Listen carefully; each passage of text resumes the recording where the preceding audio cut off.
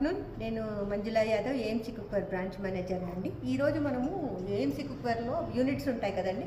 24 centimetre రేంజ్లో మనకు ఎక్కువ ఒక సెక్విక్ లిడ్ ఉంటుంది.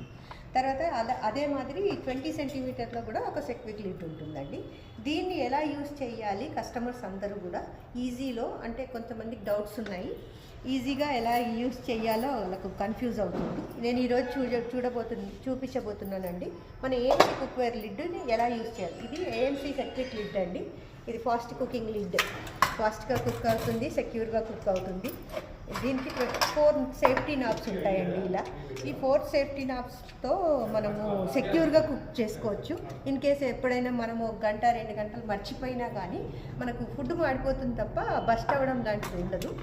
పైగా మనం ఇది ఈజీగా క్లీన్ చేయొచ్చండి. ఇలా ఓపెన్ చేసి ఇది 2 పార్ట్స్గా విడిపోతుంది. దీన్ని ఈజీగా మనము బ్రష్ పెట్టి క్లీన్ చేసుకోవచ్చండి.